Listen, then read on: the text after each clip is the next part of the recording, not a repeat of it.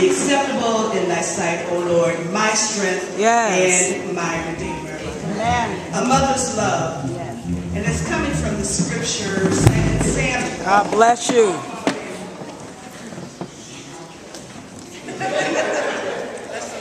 It's coming from the scripture, 2 Samuel, 21st chapter, verses 9 and 10. And it reads as follows.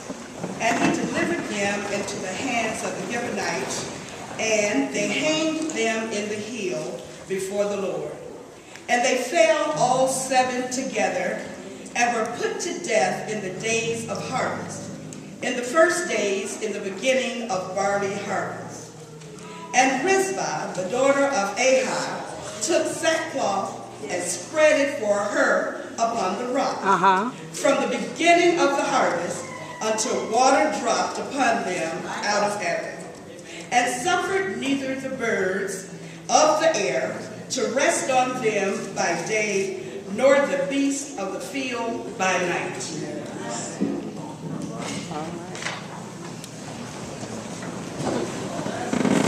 All right. A mother's love. In this book Pull that mic over. David wanted to find out why Israel was in a famine.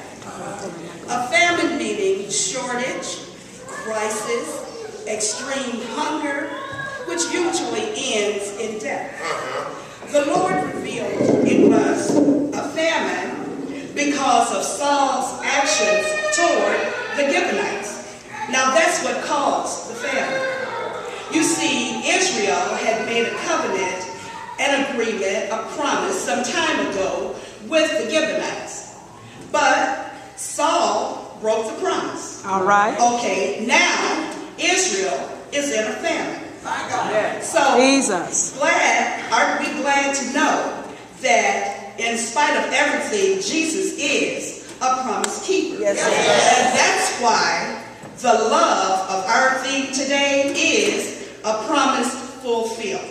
All right. Now, Saul breaks the promise, therefore God is displeased, and the famine begins.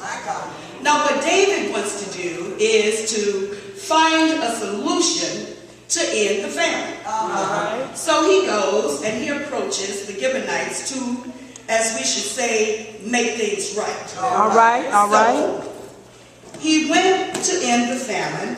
The Gibeonites said in order to end this famine, what would have to take place is 7 of Saul's sons would have to hang and die.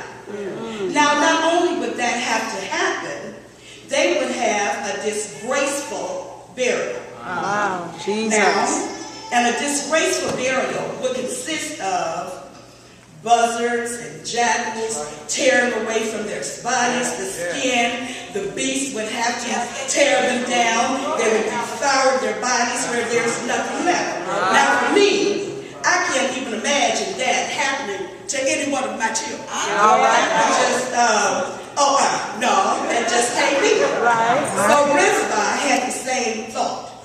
Now what she did, her train of thought as I'm thinking, she's saying, I can't do anything about the death. But what I can do is inquire and ensure that they have a proper burial. All right. So this is what she did. She was determined. A mother's love. Go ahead now. She was going to have a decent burial for her son. Fix it, Sister Gadie. What I think about also is that previously she had lost her husband. Okay. Now she's losing her 2 children. All right. She's left alone. Nobody. She's by herself. So the least I can do, which is probably the last thing that she did for her children, was to secure a decent burial. All right. So now you wonder, how is this going to happen? Well, she could not remove the bodies from where they hang. No. So what she did. Come on. And this is what I'm saying about a mother's love. What she did. She left the comfort of her home. Go ahead.